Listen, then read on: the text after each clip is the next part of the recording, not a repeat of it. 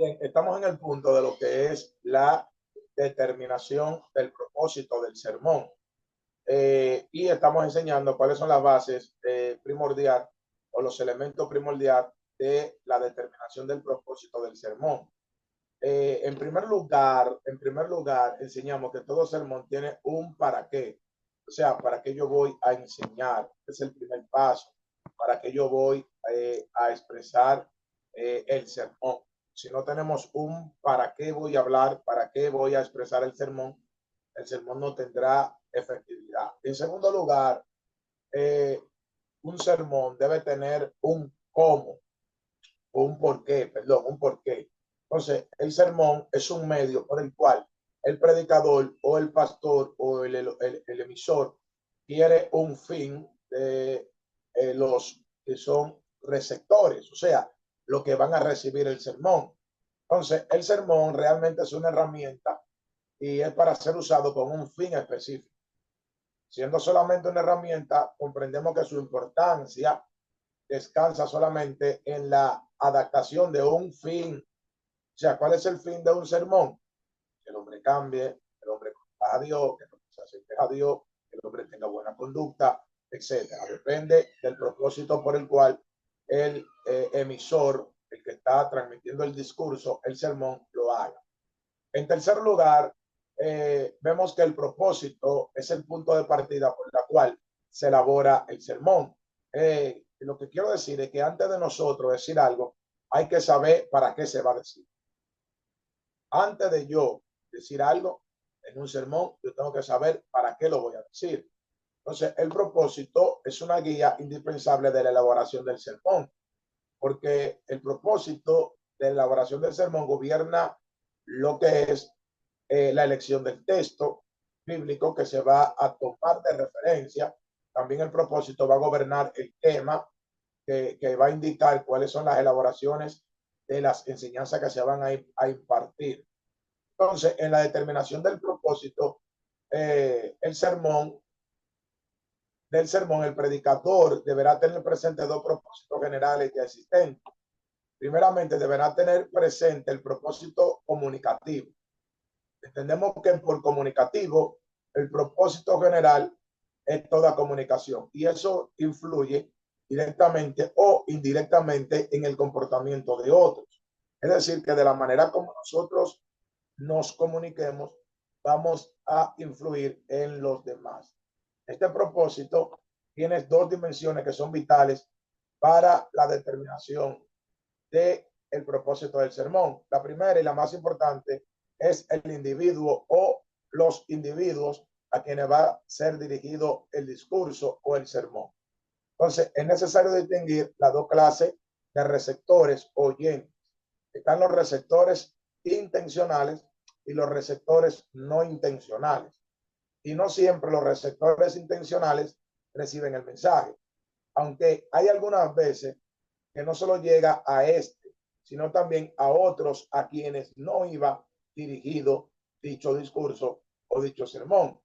Por ejemplo, se da cuando un pastor redarguye a su congregación en un culto público donde hay personas sin conversa o donde se puede oír fuera del templo lo que se está diciendo, es decir, con la bocina alta. ¿Cuáles son los receptores intencionales? Los que están en la congregación. Pero al discurso oírse ya de una manera muy voluptuosa, los receptores no intencionales también reciben el mensaje. Entonces, esta distinción es necesaria por dos razones. Una parte, el predicador puede afectar a individuos en una manera que no era su intención afectar. Por otra parte, el predicador puede ser criticado por lo que no ha dicho, por medio a que ha llegado al conocimiento, lo que está expresando, de personas a quienes no iba a dirigir el mensaje. Entonces, eso es bueno que lo tengamos pendiente. Y a la hora de nosotros dar un discurso, hay receptores intencionados y receptores no intencionados. Esto nosotros podemos también verlo en las cartas del apóstol Pablo. El apóstol Pablo escribe la carta a los romanos. Los receptores intencionados son los romanos de ese tiempo, pero nosotros hemos sido los receptores no intencionados porque hemos adoptado, ¿verdad?, el mensaje de Pablo en la carta de Romanos, cuando no solo no se nos habló a nosotros, ni fue para nosotros de manera literal, aunque cobra aplicación ya en nuestros tiempos y en todos los tiempos ya establecidos. Entonces, la segunda dimensión es que hay que tener presente en la determinación del propósito comunicativo, en la clase de efecto que se prepara al producir lo que es la comunicación. ¿Por qué? Porque al nosotros describir la clase de efecto que se espera producir, es necesario determinar si se persigue o no se persigue un propósito claro a la hora de la comunicación. Un propósito claro es aquel que se alcanza totalmente en el momento del desarrollo del sermón. Entonces, un propósito instrumental es aquel que no busca una respuesta instantánea, sino una respuesta que sirva como vida o enseñanza de vida para el que está oyendo. Entonces, para determinar la clase de efecto que va a producir el discurso o el sermón, nosotros debemos especificar las ideas que vamos a transmitir por medio a la comunicación y vamos a esperar respuestas de los receptores. Entonces, hay respuestas que no se pueden evaluar en forma inmediata porque se da como resultado de un esfuerzo educativo o informativo. Ahora, hay respuestas que la vamos a tener en los receptores mediante el tiempo vaya sucediendo. Por eso, Pablo le dice a Timoteo que predique la palabra con paciencia y doctrina. O sea, la paciencia va a hacer que la respuesta de los receptores venga en un tiempo más prolongado. Por otro lado, hay respuestas que pueden ser evaluadas más directamente observando el comportamiento de los oyentes. O sea, estas respuestas tienen que ver bien con la adquisición o la promoción en lo que son en el cambio de actitud. Me explico. Si yo como predicador veo un cambio de actitud dentro de los receptores, digo, bueno, que hay una respuesta al sermón o al discurso que se está dando. En este caso, se procura afectar a una o a más actitudes en el oyente. Es un propósito clave dentro de lo que es el sermón, porque el sermón es para cambiar vida, el discurso es para cambiar mente, para cambiar conducta. Entonces, el oyente que recibe el mensaje, el emisor mide la eficacia de ese mensaje y el receptor también mide la eficacia del mensaje y decide si lo oye o no lo oye. En resumen, desde un punto de vista de la comunicación, hay por lo menos 4 formas de influir sobre el comportamiento de otros. Número 1, por medio de la transmisión o la comunicación de la información. Si la información es clara, tú vas a influir en la conducta de los demás. Número 2, por medio de actitudes positivas del expositor o el que está transmitiendo el mensaje. Ya, por ejemplo, yo no puedo, mediante un mensaje, acudir a ofensas o malas palabras o mala conducta a la hora de transmitir el mensaje. Esto va a producir que no influya en los demás. Número 3, por medio de promociones de lo que se está enseñando o evidencia del resultado de lo que se está hablando. Y número 4, por medio de nuevas actitudes del emisor. Entonces, cabe decir, sin embargo, que estas formas de influir en los demás son mutuamente exclusivas. Es decir, que cada una de estas formas están involucradas en la transmisión de cierta información. En cada una de estas formas de influir en los demás se puede dar un reforzamiento a lo que es el cambio en los oyentes. En otro ambiente, para determinar el propósito clave del sermón, el predicador debe tener en cuenta los propósitos generales de la predicación. Estos son lo que se desprende del sentido bíblico teológico de la predicación. Y hay que admitir que hay muchas maneras de distinguir o clasificar los propósitos generales de la predicación.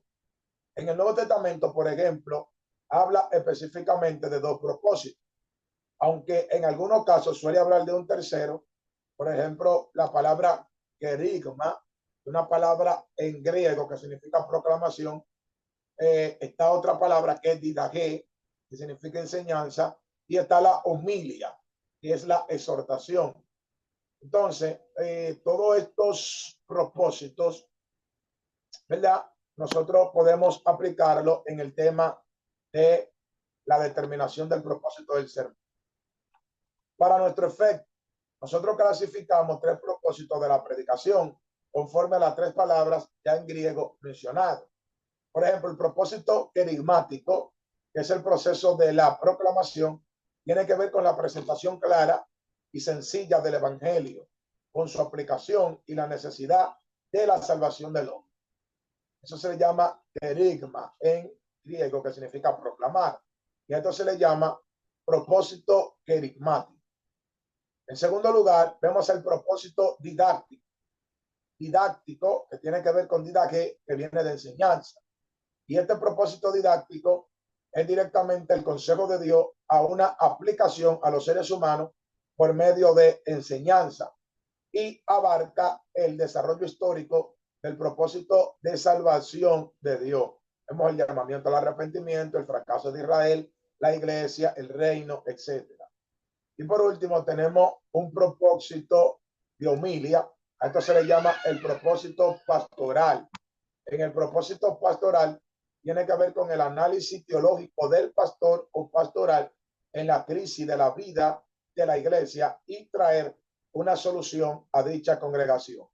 Esto abarca no solo aquellas crisis psicológicas, sino también crisis de carácter social o espiritual. O sea, aquí vemos la predicación pastoral en un sermón que no solo tiene el enfoque inspirador o consuelo de salvación, sino de un cambio de conducta. En estos 3 propósitos ya mencionados, vemos que necesitan ser combinados, al menos con actitudes bien guiadas y bien informadas, mayormente con los propósitos generales de la predicación. Entonces voy a repetir. En la determinación del propósito, tenemos 3 propósitos. El propósito querigmático, que tiene que ver con la presentación del evangelio a los oyentes y tiene que ver con la salvación del hombre. 2, está el propósito didáctico, que tiene que ver con la enseñanza. Y esto se aplica, ¿verdad?, a lo que es las necesidades humanas. Tiene que ver con el arrepentimiento, la iglesia y el conocimiento eclesial. Y número 3, el propósito de homilia o pastoral, que tiene que ver más bien con la conducta del creyente. El predicador, aunque sea guiado mayormente en cualquier de estos propósitos comunicativos, debe procurar presentar un sermón querigmático. Es un sermón querigmático, lo que acabo de explicar. Tiene que ver con la presentación de la redención del hombre y la presentación del evangelio. Entonces, el predicador deberá tener como fin ser un instrumento para un cambio genuino en la manera de actuar en los oyentes, teniendo presente que este anuncio del evangelio requiere también la transmisión de ciertas informaciones y que en algunos casos la información sea dada prácticamente bajo los argumentos anteriores de lo que he explicado, es decir, el evangelio y la redención del hombre. Debe tener en mente también el predicador que debe procurar formular en una ocasión gramatical completa el propósito específico del sermón. Y el mismo propósito específico del sermón va a definir, o más bien a redefinir, los cambios que va a producir en los oyentes. Y esta clase de efecto que va a producir el sermón en la vida de los que están oyendo va a tener 3 grandes propósitos. Y estos propósitos van a hacer que los oyentes tengan cambio. Bueno, vamos a ver a continuación un ejemplo de estos propósitos. En primer lugar, vemos que hay personas inconversas, es decir, no creyentes, que quizás escuchan el evangelio por primera vez, y vemos a cristianos que tienen problemas de fe, y aquí es el primer propósito: hacer que los que no crean, y los que ya creen que han olvidado, vuelvan a creer.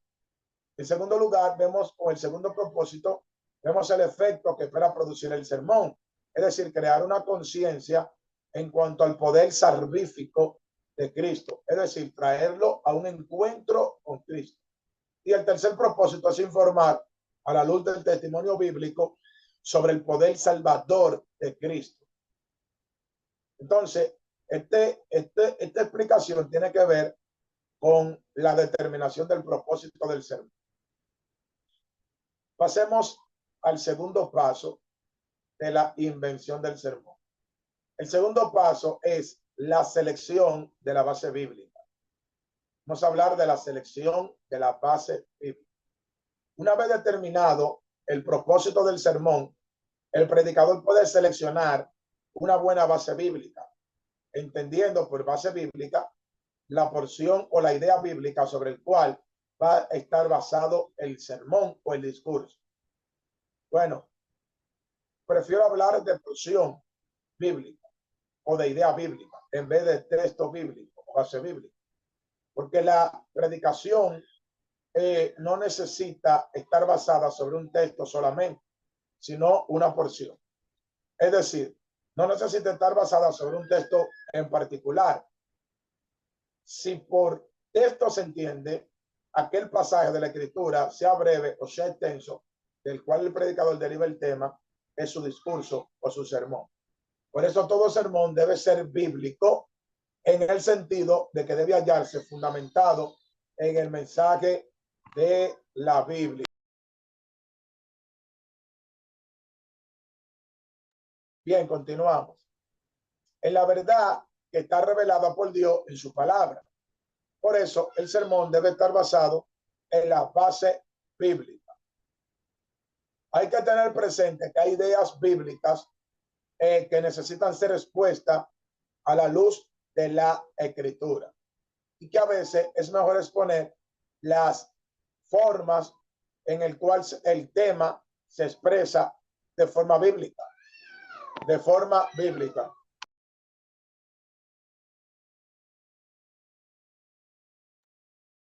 Bien, la base bíblica lo que van a elaborar es que los oyentes vean que el que está transmitiendo el sermón no elabore ideas humanas, sino de las verdades de Dios.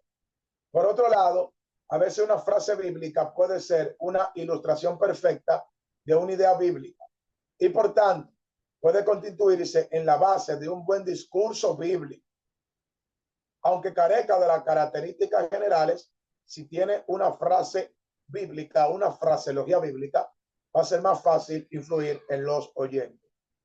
El predicador deberá, no obstante, tener presente dos principios en torno a su base bíblica. Primero, debe concentrarse en las porciones bíblicas antes que en temas externos. Segundo, debe poner la porción de la idea bíblica, es decir, explicar con claridad y profundidad y seriedad la exégesis del texto bíblico. ¿Qué es una exégesis? Una correcta interpretación. De manera que si el expositor del discurso no entiende la base bíblica, el sermón está débil.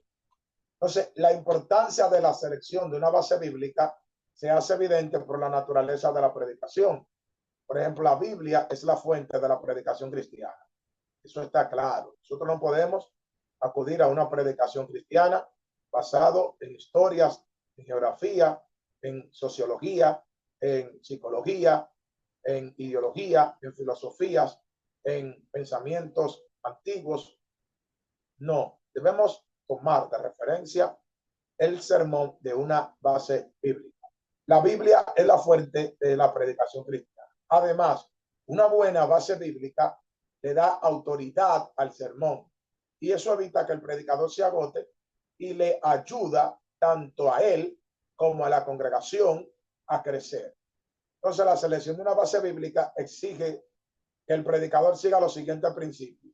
Número uno, debe estar dentro de los límites del predicador. Número dos, debe contribuir a la satisfacción de las necesidades de la congregación. Número tres, debe ser guiado por la voluntad del Señor. Y cuando hablamos de la voluntad del Señor, se hace evidente a la Escritura. y por medio del testimonio del Espíritu Santo. 4. Debe ser una porción o idea que se apodere del corazón del predicador. 5. Debe responder a una respuesta a los oyentes. 6. La base bíblica debe ser una base que haga un hincapié sobre los aspectos de la fe cristiana. Y 7. Debe ser una base que apele a la imaginación. Entonces, con estos principios nos va a ayudar a nosotros a poder elegir una buena base bíblica. Repito, la selección de una base bíblica exige al predicador que siga varios principios. Número 1, debe estar dentro de los límites del predicador. Es decir, el predicador debe entender a la perfección la base bíblica. Si la base bíblica se sale de tus límites, pues entonces no la elijas, no la uses, porque vas a quedar corto a la hora de expresar el discurso o en la idea del sermón. Número 2, la base bíblica debe contribuir a la satisfacción de las necesidades de la congregación. O sea, dicha base bíblica debe contribuir a que la iglesia o la congregación sea satisfecha en sus necesidades. Número 3, la base bíblica debe ser guiada por la voluntad de Dios. O sea, Dios tiene que guiarte a la Escritura y el Espíritu Santo. Número 4, la base bíblica debe ser una porción que se apodere del corazón del predicador, o sea, que el predicador sea tocado por la base bíblica. 5, la base bíblica debe responder a las necesidades de la congregación. 6, la base bíblica debe hacer hincapié a aumentar la fe o doctrinas cristianas. Y 7, debe apelar a la imaginación. Esto es el punto número 2 de la selección de la base bíblica. Vamos al punto número 3 de lo que es la invención del sermón. El punto 3 es el análisis del contexto. El análisis del contexto. Hablar de este punto número 3 dentro de lo que es el análisis del contexto, para nosotros, amados, determinar el asunto. Claro. Vemos aquí, amado, que la determinación del asunto es de lo que trata el pasaje. Y esto nos va a llevar a nosotros a analizar el texto y el pasaje. Esto representa una amplia y general de números de temas específicos. Por ejemplo, se establece la naturaleza del contenido del sermón, ¿verdad? La generalidad del sermón, el propósito, la base bíblica. Ahora debemos determinar el asunto de lo que se va a hablar. Y los asuntos tienden a ser limitados en número y a veces se extienden. Por ejemplo, tenemos aquí una variedad de estos asuntos específicos que se presentan a la hora de nosotros analizar la determinación del tema. Bueno, en este caso, para que entiendan, cuando hablamos de determinación del asunto, cómo establecer un tema específico. Está la acción de gracia, la adoración, hablar del infierno, de la cruz, de la iglesia, de la salvación, las misiones, el bautismo, el cielo, el compromiso, la esperanza, el sacrificio de Cristo, la fidelidad, el pecado, el Espíritu Santo. Depende de la determinación del asunto. O sea, si la base bíblica tiene que ver con juicio, ya el asunto va a ser el juicio. Que yo tengo que ser guiado al asunto. Entonces, esta determinación del asunto depende de varios factores. En primer lugar, depende del propósito del sermón. Si el propósito del sermón es hablar de salvación, pues entonces yo debo determinar el asunto por medio de la acción de gracia, juicio, el infierno, la cruz, la iglesia, la muerte de Cristo, la obediencia a Dios, el perdón, el arrepentimiento, ¿verdad? La redención, la resurrección, ¿verdad? Porque la resurrección tiene que ver con el sacrificio de Cristo y todo es asunto. Por ejemplo, si el sermón o la predicación tiene un fin de evangelizar, es obvio que el asunto tendrá que ser de un carácter evangelizador. Es decir, hablar del pecado, la salvación, la justificación, la redención, etc. Entonces, la determinación del asunto va a depender de la base bíblica también del sermón. Porque si la base bíblica es una porción que tiene varios versos y la base bíblica no habla, por ejemplo, de alabanza, pues esa va a ser la determinación del ser. Hablar de alabanza. O sea, todo va a estar combinado, va a ser una conjetura de todo. Entonces, el pasaje tiene un carácter biográfico, es muy probable que el asunto sea hablar de la vida del personaje que se está desarrollando el sermón. De igual modo, si el pasaje es doctrinal, el asunto será doctrinal, si se expone correctamente. Entonces, por otro lado, la base bíblica es una frase corta o un solo versículo.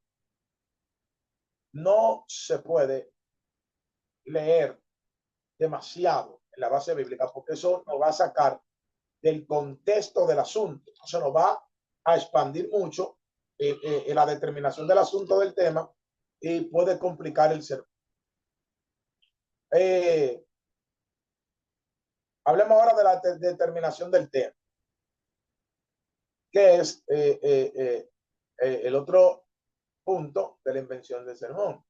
Bueno, le hablamos de la determinación del propósito, le hablamos de la selección de la base bíblica, hablamos de la determinación del asunto, que ahí tiene que ver el análisis del contexto y el análisis del texto. Ahora hablemos de lo que es la determinación del tema, del discurso. El tema es, es un aspecto particular del asunto que se va a desarrollar. Un pasaje bíblico normalmente tiene un solo asunto, pero tiene muchos temas. Un sermón, sin embargo, no solo tiene un solo asunto, pero tiene un solo tema. El tema del sermón debe ser una frase breve y clara y que corresponda la sustancia del sermón. O sea, que el tema resuma todo lo que se va a hablar en el sermón. Como ejemplo, si tomamos un asunto de la oración podemos derivar por lo menos 10 temas. Por ejemplo, el alcance de la oración, el poder de la oración, el privilegio de la oración, el valor de la oración, los problemas de la oración, la necesidad de la adoración, los resultados de, o sea, estos son temas, ejemplo de temas. Si el asunto tiene que ver con la salvación, los temas serían: ¿para qué soy salvo? Salvado por Dios. ¿Por qué debo ser salvo? Detrás de la salvación. Alcancé mi salvación. ¿Entiendes? O sea, la determinación del tema debe ser una fraseología breve, pero que determine todo el tema. Entonces, la determinación del tema debe ser alojado en varios canales. Por ejemplo, número uno, a través del análisis del asunto. Dicho análisis se puede hacer no solo cuando la base bíblica es una porción extensa, sino también cuando la idea o la frase bíblica o la base bíblica sea corta. El predicador podrá usar los mismos principios que se mencionan en el análisis del asunto. Por ejemplo, vemos la selección del capítulo o el versículo o el texto que se va a tomar. Si habla de la oración, de ahí yo parto para el tema. Ahora vamos a pasar a lo que es el análisis bíblico.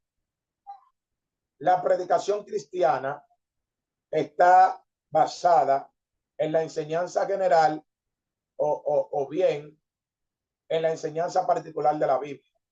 Cuando el sermón va a basarse en un párrafo o más de la Biblia, es necesario que el predicador haga un estudio del pasaje antes de comenzar a construir el sermón. O sea, yo como predicador, antes de construir el sermón, debo estudiar el tema, hacer un estudio del tema personal. Este estudio bíblico debe ser analítico. Al hablar de un estudio analítico de un pasaje bíblico, nos referimos al estudio de las diferentes partes del pasaje. Para los efectos homiléticos, el pasaje consta de 3 partes. Número 1, el contexto.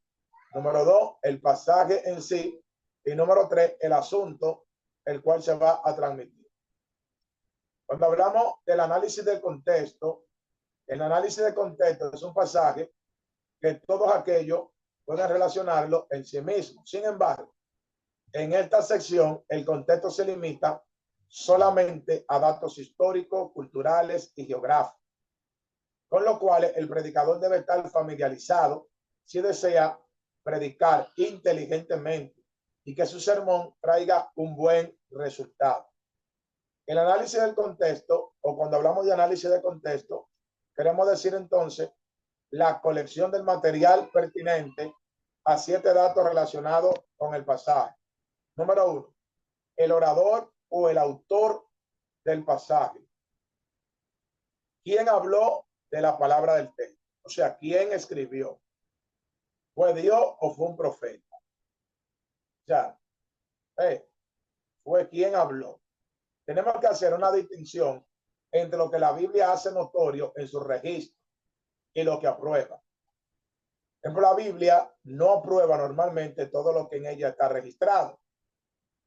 Al igual que un editor no aprueba todo lo que se imprime en el periódico. Entonces nosotros debemos estar claros quién habló, si fue Dios, si fue un hombre, un profeta, un apóstol o el diablo. En la Biblia vemos escritura que hay palabras que habla Satanás. Entonces, lo primero que debemos hacer para analizar el pasaje es saber quién habló. Es lo primero. Segundo, ¿qué clase de persona es el autor del pasaje? O sea, ¿cuál es su carácter, su edad y su condición, su oficio? Eso hay que tenerlo en cuenta.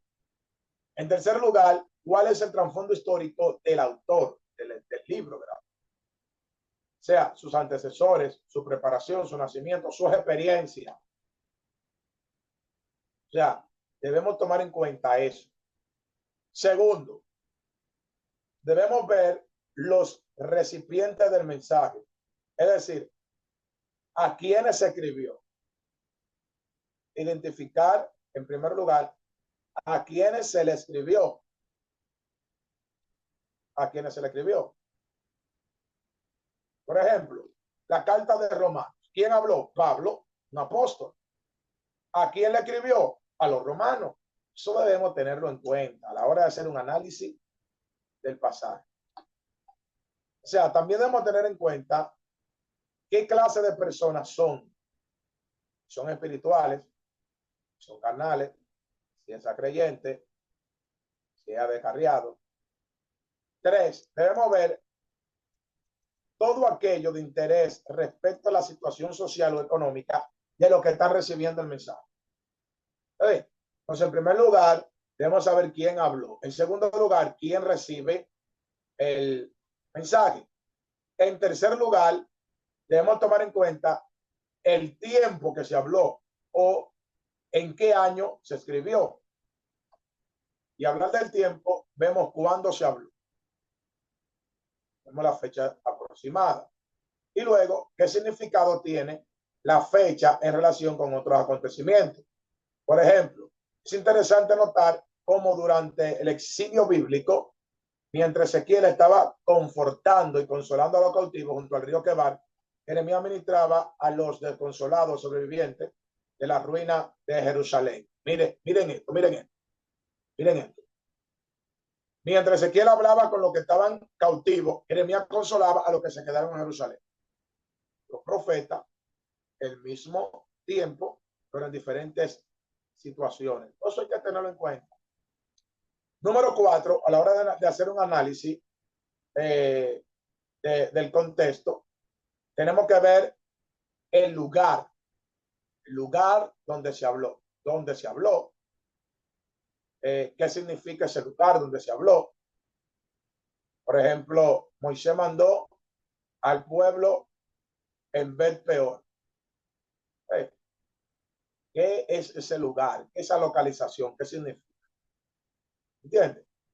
Número 5, también la ocasión. O sea, ¿cuáles fueron las circunstancias que motivaron el mensaje? Eso es la ocasión. Número 6, el objetivo. O sea, ¿con qué fin se incluyó el pasaje? Que condiciona el texto. Número 7, el asunto. ¿Qué es el asunto? El asunto es un carácter general de aquello que se narra o se pone en el pasaje bíblico.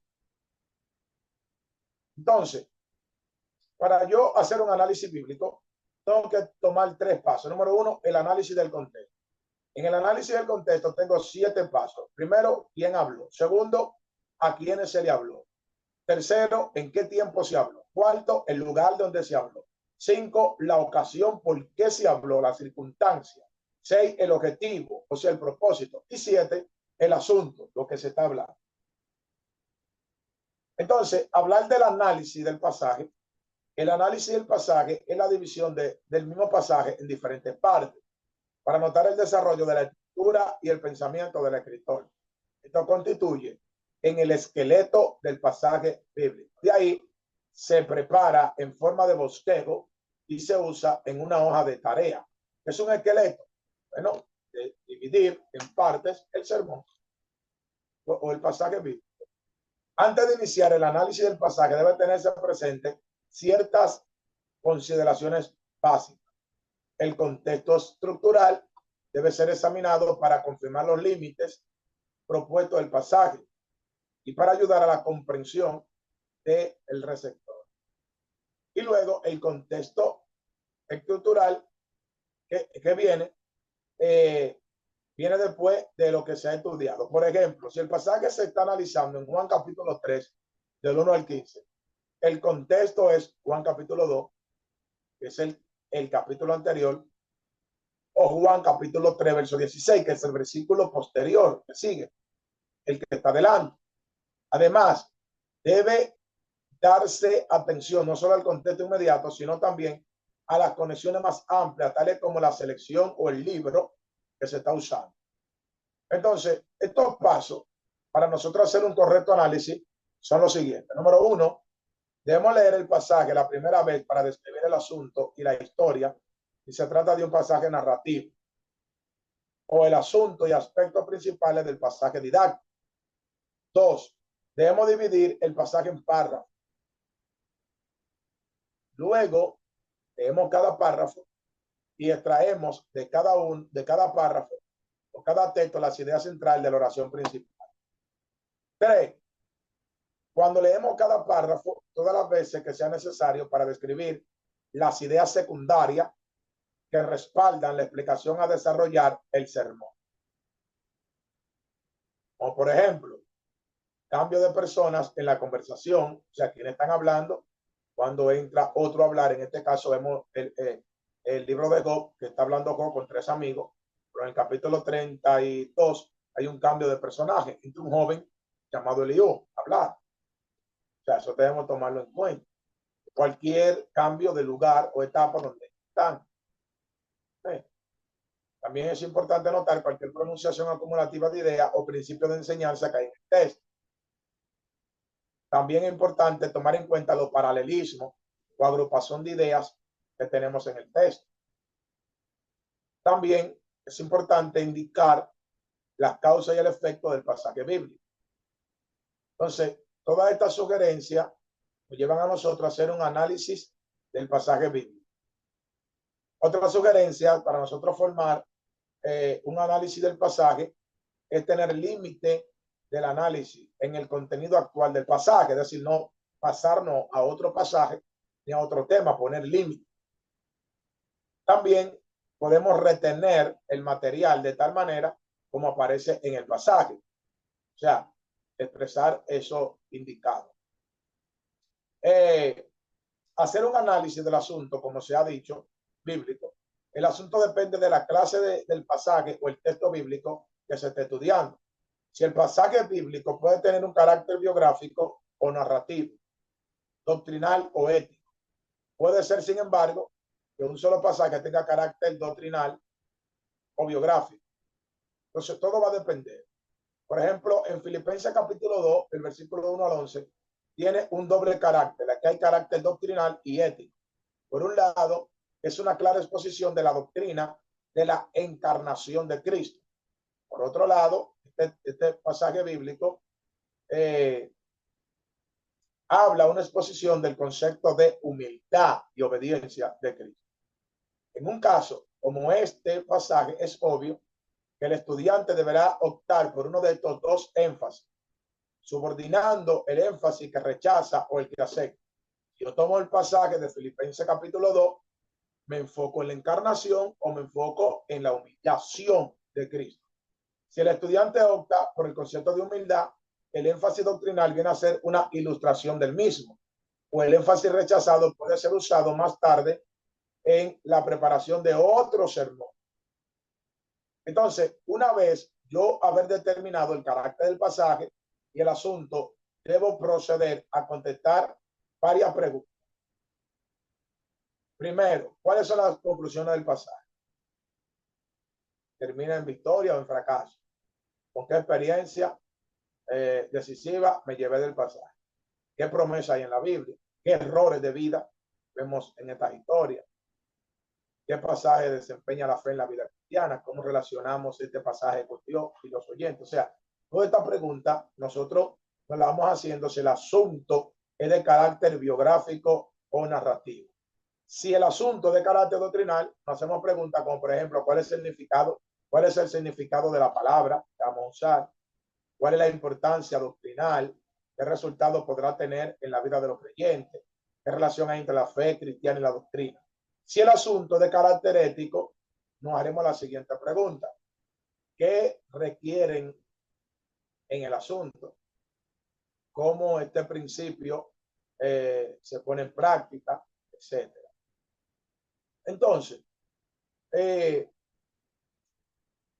nosotros vamos a hacer un ejemplo de un análisis de contexto. Un análisis de contexto. ¿Verdad? Un análisis de contexto. Por ejemplo, si hacemos un análisis del pasaje bíblico de Deuteronomio, capítulo 6,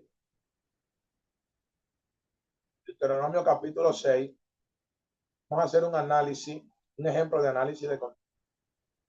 Libro de Deuteronomio, capítulo 6, vamos a buscarlo, voy a buscar específicamente en el versículo 19. Vamos a hacer un análisis de ese pasaje bíblico. Para veamos lo que es el análisis. Bueno, no del versículo 19, sino del capítulo completo. Capítulo de Deuteronomio, capítulo 6, habla del gran mandamiento y Moisés da exhortaciones a la obediencia al pueblo de Israel. Ahora bien, nosotros haciendo un análisis, lo primero que debemos hacer es ver un análisis de contexto. Y en análisis de contexto, vamos a ver el orador. ¿Quién habla? Moisés. ¿Quién era Moisés? Un profeta. ¿Y cuál era la preparación de Moisés? Enseñado con la sabiduría egipcia. ¿Qué edad tenía Moisés? 120 años. ¿Cómo Moisés hablaba? Era corto en palabras. Eso es un análisis del contexto. Eso es hablar del escritor. Dos, hablar de los oyentes. ¿Quiénes eran los oyentes? En este caso, todo el pueblo de Israel. ¿Quiénes más? Todos los que tenían menos de 20 años cuando el incidente de Cades Barnea pasó. Porque el Deuteronomio es escrito a una generación siguiente de Israel. Tres, hablemos de la época. ¿En qué época se habló? A final de los 40 años en el desierto, rumbo a la muerte de Moisés. Lugar, ¿en qué lugar se habló? En el valle frente a Bet-peor, en los campos de Moab. Bet-peor era una ciudad de Moab cerca del monte Peor, al este del Jordán, opuesta a Jericó. 5. Vamos a hablar de la ocasión. ¿Qué es una ocasión? Se acerca la muerte de Moisés y el pueblo va a entrar a Canaán y Moisés tiene que hablar al pueblo. 6. El objetivo, confirmar a Israel el conocimiento y el temor a Dios. 7. El asunto. ¿Cuál es el asunto? Las instrucciones que está dando Moisés para asegurar la prosperidad de Israel. Ese es el análisis de contexto de Deuteronomio capítulo 6. Ahora, a este mismo pasaje de Deuteronomio capítulo 6, le vamos a hacer un análisis del pasaje. Miren, en primer lugar, vemos la importancia de las instrucciones. Porque para hacer un análisis de pasaje, recuerden que hablamos que hay que dividir el pasaje en varios textos. Y lo vamos a dividir en 5 partes. Número 1, del versículo 1 al 3. del versículo 4 al 5, número 2. Número 3, del versículo 6 al 9, del versículo 10 al 12 y del versículo 13 al 25. Del versículo 1 al 3 le vamos a titular la importancia de las instrucciones de Moisés. ¿Sí? La segunda parte es del versículo 4 al 5. Vemos la exhortación de amar a Dios. La tercera parte del análisis del pasaje es del versículo 6 al 9, es cómo proclamar al Señor. La cuarta parte es del versículo 10 al 12, cómo recordar a Dios y su mandamiento. Y la quinta parte es cómo servir a Dios. Mire cómo, haciendo un análisis de pasaje, nosotros dividimos el capítulo 6 en 5 partes, 5 párrafos, lo cual le hacemos un análisis. Entonces, un análisis de pasaje. Dividir en párrafo el pasaje bíblico para hacer un análisis de pasaje. O sea, no podemos confundir el análisis de contexto con el análisis de pasaje, ya que son diferentes análisis.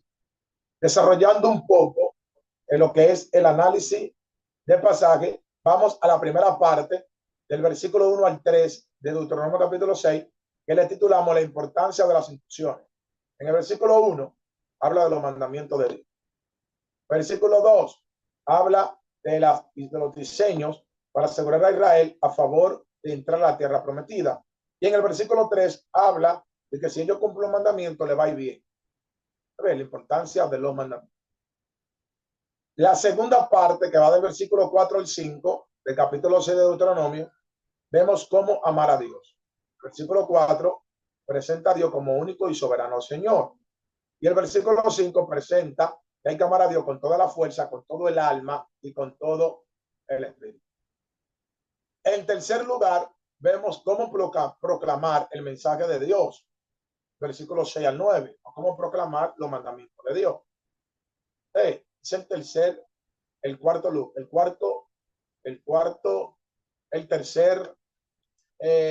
la tercera parte. Bien. ¿Cómo proclamar el mensaje de Dios, los mandamientos de Dios? El versículo 6 nos va a enseñar cómo mantener la palabra de Dios en el corazón. Y del versículo 7 al 9 nos va a enseñar cómo debemos proclamar el mensaje. Dice el versículo 7 al 9, andando en el camino, entrando en la casa, al levantarte, al acostarte, se lo va a predicar a tus hijos, a los hijos de tus hijos. O sea, cómo proclamar el mensaje.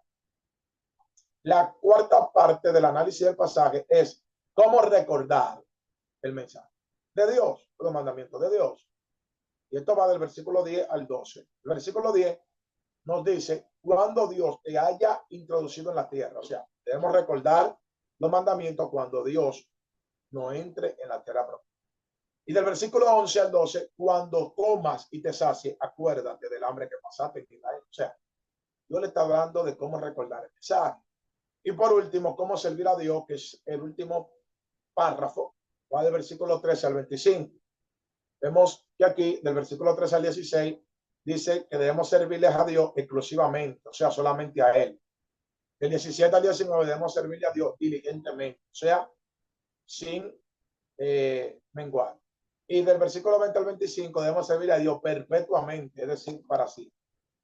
Aquí vemos el ejemplo del análisis de contexto y ahora el ejemplo del análisis del pasaje. Ahora, un ejemplo del análisis del asunto es el siguiente. El pasaje de Deuteronomio capítulo 6 no tiene conclusiones directas, porque aunque es narrativo, su contenido esencial es una exhortación directa al pueblo de Israel. Lo que podríamos llamar conclusión se encuentra a través de todo el pasaje, es decir, la apelación de Moisés al pueblo para que ame a Dios.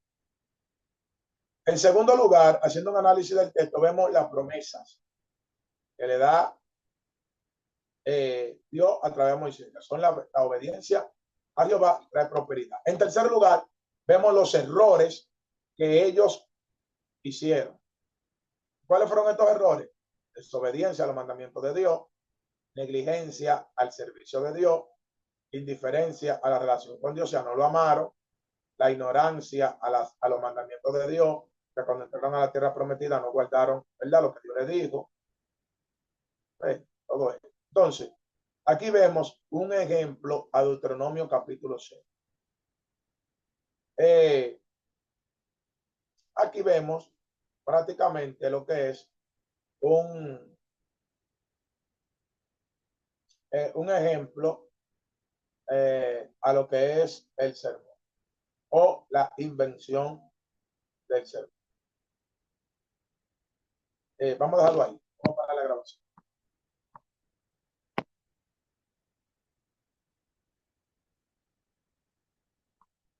La pastora Berly, si puede parar la grabación.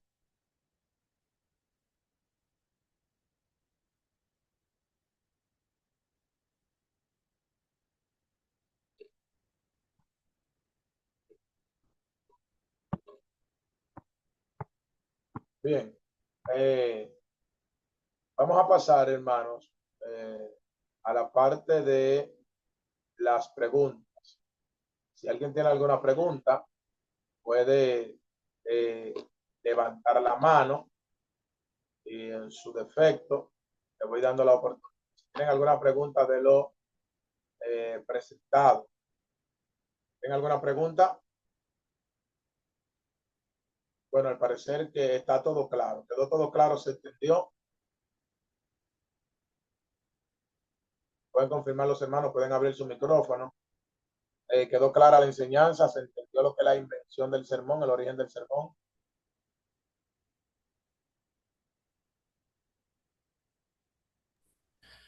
Buenos días, maestro. Bendiciones.